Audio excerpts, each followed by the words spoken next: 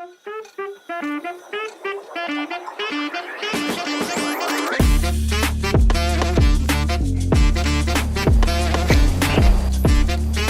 halo Kak Eva. Pagi. Oh, gini ya, karena kita Gitu. lagi berhadapan dengan orang yang dekat sekali dengan mahasiswa. Kak Evans, oke. Apa kabar Kak hari ini? Baik sekali, sehat. Oke. Gimana syukur ya, denganmu? kalau gitu. Seperti ini, mahasiswa tingkat akhir. Oh begitu ya.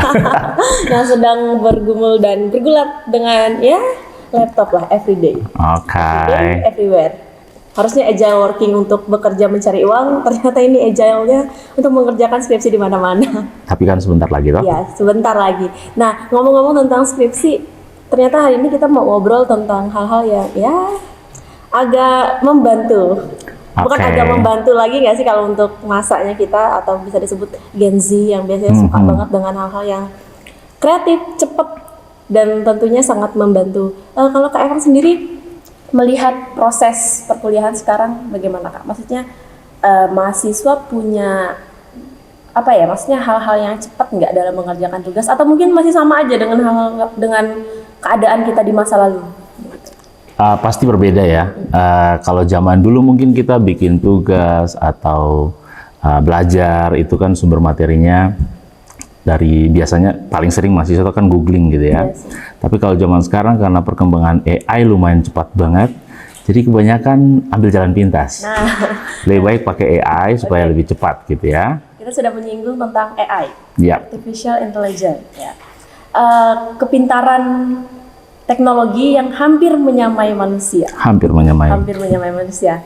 Atau mungkin bakal melebihi menurut Kak Evan. Mungkin bisa jadi, bisa jadi. Ada kemungkinan ke depan dia akan bersaing dengan manusia yang sebagai ciptaan Tuhan gitu. Sebenarnya AI itu kan kita yang bikin ya. Cuman kalau kita di titik start berhenti maka AI yang ambil alih memang. Betul, dan AI kan juga aku dengar-dengar ya Kak, katanya AI itu akan terus berkembang, terus belajar, bahkan belajarnya dia itu melebihi manusia. Kalau kita kan masih ada, oke lah nanti dulu. Kalau AI enggak, ada yang mengatakan seperti itu. Berarti kan AI ini bisa dikatakan nanti akan menghilangkan job desk kita, begitu. Ya, memang sedikit apa ya, ketakutan zaman sekarang ya bahwa AI akan mengambil alih semua pekerjaan manusia. Karena memang AI itu salah satu bagiannya kan memang ada yang namanya machine learning ya. Yes. Jadi dia akan belajar terus. Dan bagusnya dia tidak punya titik jenuh, sedangkan kita manusia kan punya titik jenuh. Jadi ya ada beberapa yang khawatir jangan sampai ke depan AI yang ambil alih nih. Berarti kelebihan kita daripada AI adalah kita punya feeling, ya, maksudnya masih punya rasa. Salah satu Ada itu. feel. Kalau Walaupun AI kan, ya kalau mau jujur sekarang AI mulai dikasih itu supaya dia punya feeling juga. Jadi kadang-kadang agak menakutkan ya. bahkan terakhir saya ada kerja praktik di Jakarta itu, CEO-nya sampai mengatakan bahwa kalian boleh melakukan apapun, tapi yang pertama adalah menggunakan AI, salah satunya ChatGPT. Dia ngerti banget antara ciri khas ChatGPT dalam membuat narasi, karena kan aku di social media listening, jadi perlu banget yang membuat narasi. CEO kami aja sampai percaya ChatGPT daripada kami sebagai karyawan yang dia gaji gitu loh. Kita yang dapat salary untuk mengerjakan hal-hal seperti itu. Saya sebagai mahasiswa agak khawatir sih, Kak. Agak khawatir ya. Oke. Ya karena kalau kita bicara tentang ChatGPT ya, ChatGPT kan dia dilatih supaya dia menjawab dengan terstruktur. Nah, kalau mungkin seperti tadi yang kamu sebut, ketika diberikan tugas untuk bikin narasi, memang kadang-kadang manusia bikin narasi bagus, tapi ChatGPT punya dia sudah dilatih lebih banyak, sehingga kalau dia bikin narasi pasti lebih bagus. Sehingga mungkin itu salah satu alasan CEO-nya pikir, udah pakai ChatGPT aja. Malah dia nggak percaya dengan kita. Oh gitu ya? Apalagi ini udah masih saat tingkat akhir, sudah mau lulus. Takutnya malah merasa, misalnya kan PR ya, takutnya mereka merasa nggak butuh seorang copywriter yang manusia gitu, humannya. Mungkin mereka lebih memikir lebih baik pakai AI nggak sih, nggak usah kita bayar. Mungkin kita cuma pakai bayar untuk bulanannya, begitu kan maksud saya. Nah kalau misalnya kita ngomong tentang AI dan mahasiswa, menurut Kak Evan balance nggak selama ini? AI datang kan sebagai, kalau saya bilang keniscayaan ya, kita nggak bisa mengelak dari itu karena teknologi juga berkembang sangat pesat. Nah saat ini memang kebetulan AI yang lagi tinggi nih. Lalu gimana kalau dengan perkuliahan ya dengan mahasiswa? Ini karena ya keniscayaan ya. Jadi dia datang kita nggak bisa nolak kan, namanya AI datang kita nggak bisa nolak. Kalau kasih tugas pasti teman-teman mahasiswa akan mikir paling pertama, tugas sesusah ini daripada aku harus baca banyak literatur, aku tanya ke ChatGPT. Jadi paling sering sekarang arahnya ke sana. Walaupun mungkin kalau saya bisa kasih tahu, ada satu hal yang mungkin teman-teman mahasiswa lupa bahwa ChatGPT, salah satu contoh tools dari AI ini, itu kan dia belajar ya dari data yang diberikan ke dia. Tidak semua yang dia sampaikan itu benar sebenarnya. Karena dia juga belajar. Betul. Dengan pengertian mereka sendiri. Betul. Sama dengan kita manusia. Mungkin bedanya adalah lebih cepat. Iya, dia lebih cepat. Value-nya mereka adalah cepat untuk mengalahkan kita mungkin, atau juga untuk supaya mungkin menarik.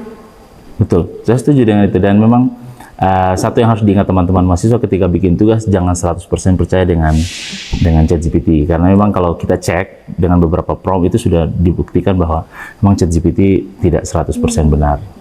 Dan untuk salah satu upaya pencegahan sebagai dosen ya, sebagai dosen gitu, supaya nanti mungkin mahasiswa bisa jadikan ini sebagai bahan pertimbangan bahwa misal nih contoh bikin skripsi aja deh atau esai, tugas esai kan biasanya ada tuh, jangan deh langsung di copy paste, langsung dibawa ke Word lalu dikumpul ke dosen. Ya. Itu kan fatal ya. Sebenarnya fatal, tapi itu paling sering terjadi.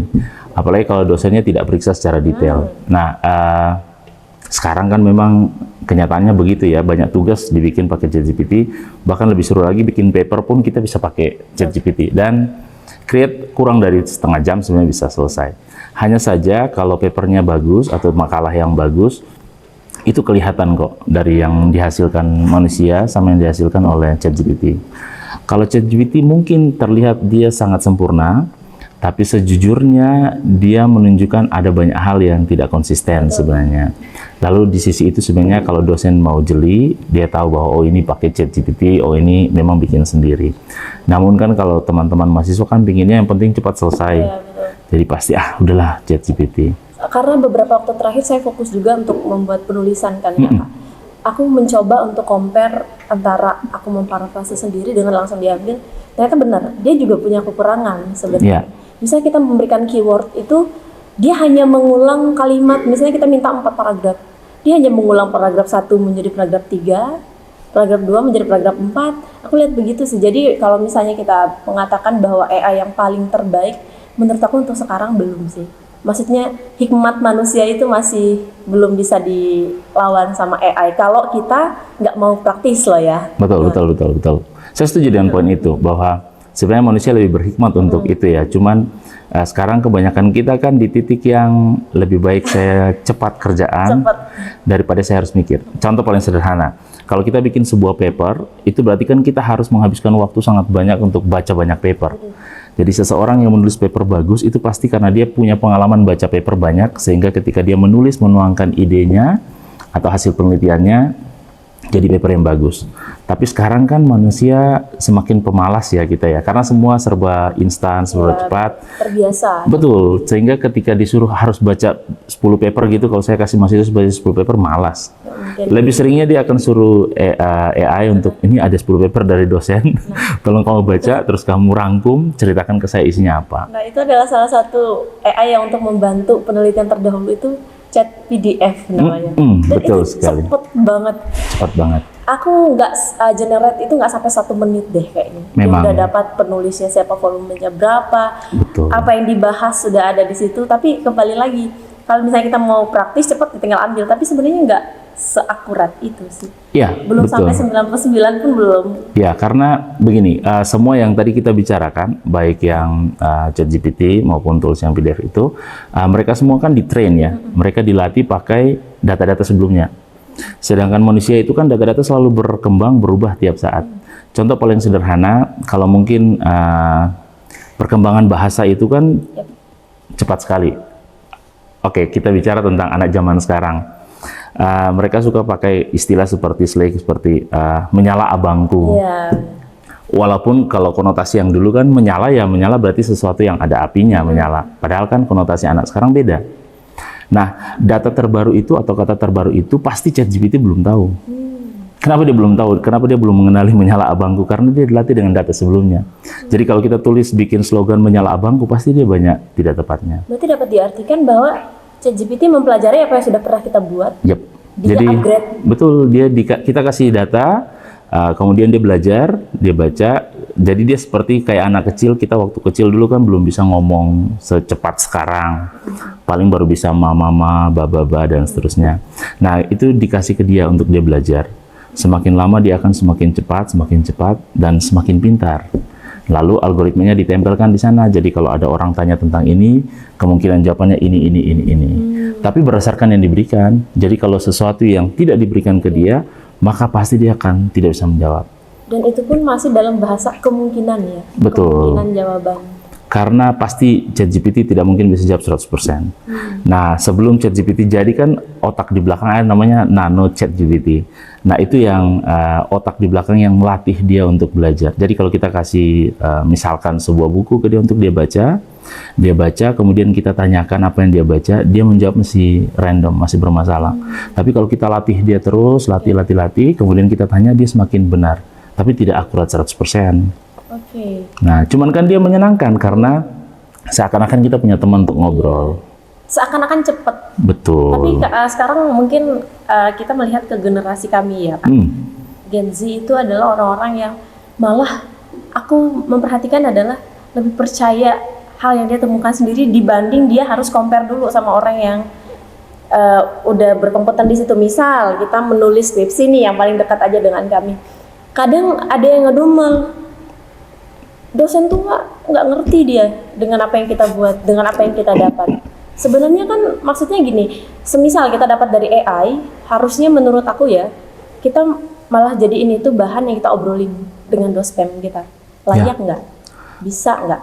Gitu. Bisa banget, setuju bahwa begini, yang paling tidak menyenangkan untuk saat ini dengan perkembangan AI yang cepat adalah sebenarnya dosen, guru. Kenapa? Kalau dulu guru, dosen itu sumber. Hanya mereka yang paling tahu. Jadi orang betul. Apa namanya trust banget nih sama mereka. Betul. Nah, sedangkan sekarang begitu kita kembali ke mungkin 10 tahun yang lalu ya, Google ada search engine lumayan cepat mencari. Orang lebih percaya itu, walaupun belum bisa dibuktikan karena kadang-kadang saya punya ilmu apa atau saya punya pengetahuan apa saya taruh dan orang lain baca, orang lain percaya, walaupun belum tentu itu benar. Nah, yang sangat disayangkan adalah banyak guru, banyak dosen yang tidak mau mengikuti perkembangan zaman. Jadi masih selalu merasa bahwa aku paling pintar, aku paling tahu. Padahal kan sebenarnya tidak seperti itu ya.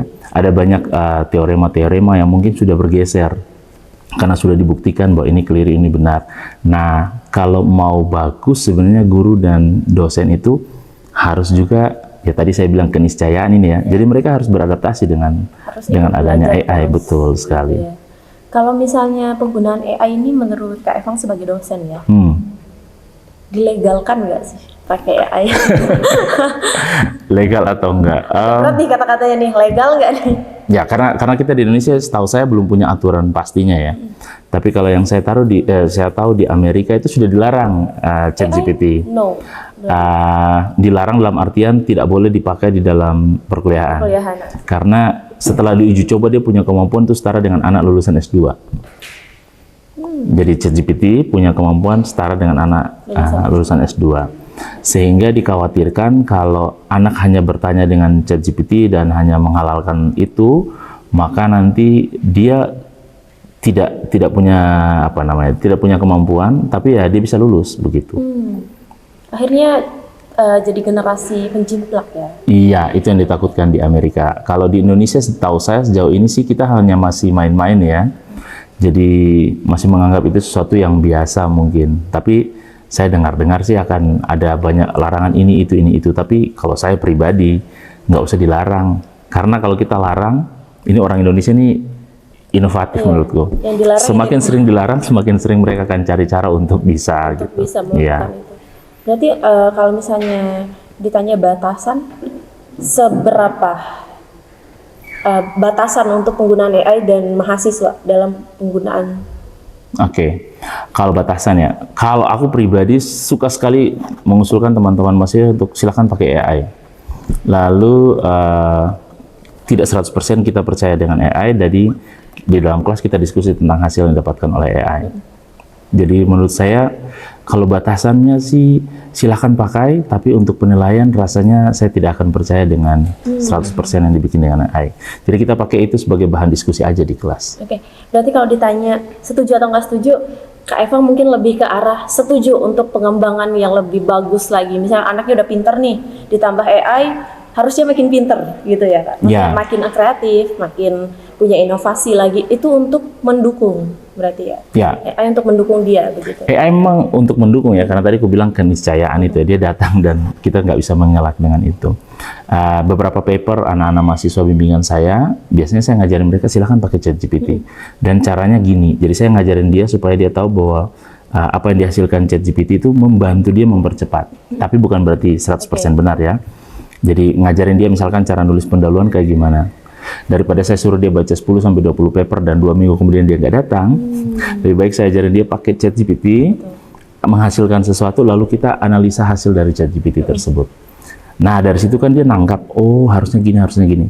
Jadi dia tidak percaya 100% ChatGPT, tapi itu membantu dia untuk bikin lebih cepat. Iya, betul. Mempermudah satu sama lain juga ya. Betul, betul. Dosen juga mungkin, karena kan banyak ya yang harus diurus ya kalau dosen kan, mengajar, membimbing, bahkan seperti Kak Evan juga ada tugas-tugas lain. Mungkin mahasiswa yang menggunakan AI juga akan mempermudah dosen. Bayangin aja kalau misalnya baca 20 paper, 3 minggu baru datang, ya betul. Apa nggak stres juga tuh dosennya, kok ini nggak selesai-selesai gitu. Ya, iya sih benar. Sependapat dengan yang itu, bahwa kalau dulu bimbingan itu kan suruh kasih paper ke anak, suruh baca, dan kemudian datang diskusi. Progresnya ada tapi lambat. Jadi dosen harus ngejar terus. Padahal kalau dia punya bimbingan misalkan 5 aja atau lebih dari 5, maka stres. Dengan ada ChatGPT misalkan atau tools-tools AI yang lain, sebenarnya membantu sedikit lebih cepat. Karena si anak tidak lagi menuntut harus datang diskusi dengan dosen, tapi dia punya teman maya ini, si ChatGPT ini untuk diskusi. Nanti kalau sudah fix, baru dia akan datang ketemu dosen, kita diskusi jauh lebih mengerucut, jadi lebih cepat memang. Itu yang apa ya, menjadi hal positif yang harus dilakukan terus kita sebagai mahasiswa gitu ya. Mungkin langkah-langkah menurut Kak Evang, langkah-langkah yang harus dicanangkan oleh lembaga pendidikan, terkhususnya FTI deh. Maksudnya kita kan teknologi informasi gitu, dalam menghadapi perubahan besar dalam dunia kerja yang nanti mungkin akan agak terkendala karena perkembangan AI. Mungkin FTI mempersiapkan mahasiswa atau lulusan yang seperti ini, begini. Jadi nanti pekerjaan atau major yang sekarang lagi kita pelajari itu tidak akan tersingkirkan. Gitu. Ya, AI itu kan sebenarnya dia membantu aja sih. Membantu, tapi harusnya dia tidak boleh sampai menggantikan. Kalau sampai menggantikan berarti ada yang salah dengan kita. Sehingga kalau saya pribadi lebih ngusul ke fakultas, terutama ke prodi-prodi yang main secara teknis ya. Kenapa nggak kita bikin AI versi kita sendiri supaya kita belajar, kemudian selain kita belajar kita punya masukan juga untuk pendidikan saat ini gitu. Ada banyak anak-anak yang sebenarnya bisa bikin bangsanya seperti ChatGPT dan kita bisa sebenarnya. FTI bisa itu. Ya, salah satu anak bimbingan saya juga bikin nano ChatGPT kan, dan sebenarnya kita bisa bikin. Nah, kenapa kalau kita bikin, siapa tahu satu waktu FTUKSW punya sendiri ChatGPT ya. Yang sejenis itu ya? Ya, betul. Oke. Ekspektasinya Kak, untuk langkah kita ke depan nih, menghadapi kecerdasan buatan ini, termasuk anak-anak FTI deh, kalau lulus tuh harus begini, harus begitu, ada nggak ekspektasi Kak Evang untuk kita semua yang ada di sini sebagai mahasiswa?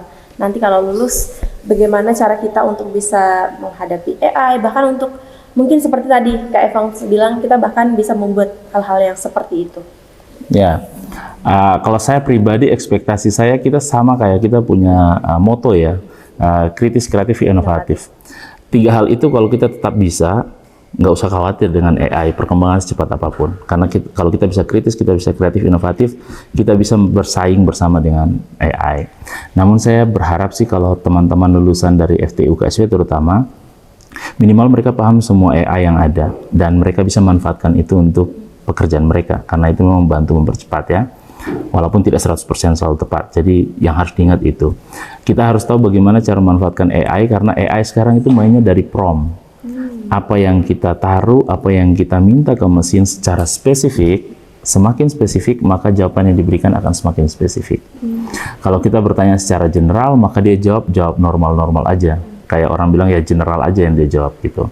Jadi kalau anak TI, anak FTI UKSW paham tentang itu, maka nanti pas di pekerjaan pasti akan sangat terbantu pekerjaannya.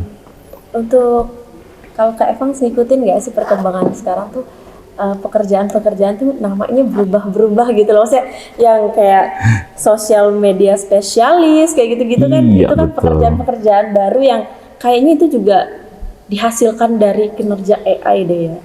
Kayak untuk menghitung ads atau mungkin Betul. pekerjaan-pekerjaan untuk melihat berapa viewers misalnya Kak, atau berapa sih elektabilitas dari seorang Si A, si si B B. ini gitu. Itu kan salah satu ciptaan dari, maksudnya terdampaknya AI gitu kan Kak, maksudku. Ya, sebenarnya dulu itu kan pakai manusia. Dulu pakai manusia, survei dan segala macam. Tapi kan dengan Kita pakai perkembangan, kertas-kertas ya gitu betul. ya, oke. Tapi sekarang kan perkembangan cepat sekali, perkembangannya sangat cepat.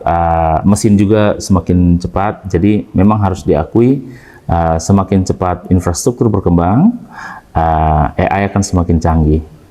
Nah, semakin banyak data. Sekarang kan data sangat banyak. Orang bilang orang kaya dulu yang orang yang paling banyak uang di bank. Sekarang sebenarnya kan orang yang paling banyak data. Nah, sedangkan kalau pakai data, kita punya banyak data, kita kasih ke mesin, suruh belajar, dia pasti lebih pintar. Makanya nggak usah heran kalau pas seperti tadi, dia harus menghitung elektabilitas, itu bisa semua. Dulu kita mengandalkan manusia dan kita bayar mahal, sekarang kita pakai AI aja supaya setidaknya tidak lebih mahal daripada bayar manusia gitu ya. Dan lebih cepat juga ya. Betul. Pekerjaan 2 hari 3 hari mungkin bisa sekali Ya. duduk ya Kak ya. Betul sekali. Oke, berarti inti dari obrolan kita kali ini adalah sebagai mahasiswa, AI itu yang membuat kita semakin up dengan hal apapun, dengan perkembangannya ada, bukan malah dia yang menekan kita gitu ya. Betul. Jadi kita yang harus lebih fight lah daripada AI itu, tapi dia membantu kita untuk membuat diri kita semakin berkembang. Ya, karena tadi aku bilang keniscayaan ya, kita nggak boleh menganggap itu sesuatu yang bahaya nih, tapi ya belajar berdamai dengan itu. Oke. Kita belajar memanfaatkan itu untuk Belajar kebutuhan berdamai, kita. bahkan ngajak dia jadi teman untuk Betul. nyelesain semuanya biar bisa sama-sama berkembang. ChatGPT berkembang dengan data yang didapat dari kita, kita berkembang dengan jawaban-jawaban yang dia berikan. Betul. Kalau kita bicara ChatGPT kan berarti kita bicara teks. Yes. Padahal sekarang AI itu perkembangannya cepat banget, bukan cuma banget, teks. Kalau mungkin pernah main-main, yang paling susah orang bilang dulu adalah bikin lagu. Karena bikin lagu tuh harus orang yang benar-benar paham tentang komposer. Tahu nada gitu ya. Betul. Sekarang pakai AI bisa. Bahkan kita tinggal taruh lirik, suruh bikin lagu dengan liriknya seperti ini. Sudah nggak sampai 10 menit jadi. Dan kadang-kadang menakutkan karena kita dengar, ini kayak orang bikin ciptakan lagu ini keren banget ya. Padahal itu sebenarnya AI yang bikin. Nah, sehingga banyak orang mulai takut. Mungkin nanti kalau punya waktu coba explore tentang Sumo AI. Itu dari sisi musik ya. Belum dari sisi yang lain. Tapi kalau kita bicara ChatGPT memang dia hanya dari teks aja.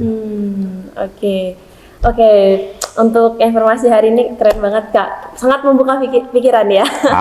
Dan pasti adalah untuk berjaga-jaga. Kalau sebagai mahasiswa harus siap. Dan apalagi mahasiswa FTI dituntut untuk kritis, kreatif, dan inovatif. Jangan sampai kalah dengan robot karena kita adalah manusia ciptaan Tuhan. Betul. Yang harusnya lebih punya banyak inovasi dan gak akan kalah dengan hal apapun ya. Harusnya. Oke. Karena kan kita yang bikin itu ya, masa kita kalah dengan itu? Iya, karena itu kan ciptaannya kita ya. Betul sekali. Oke, thank you Kak Evang untuk kesempatan hari ini. Semoga obrolan hari ini punya banyak dampak, khususnya buat FTI UKSW, bahkan untuk semua mahasiswa yang melihat podcast hari ini. Thank you Kak Evang. Terima kasih.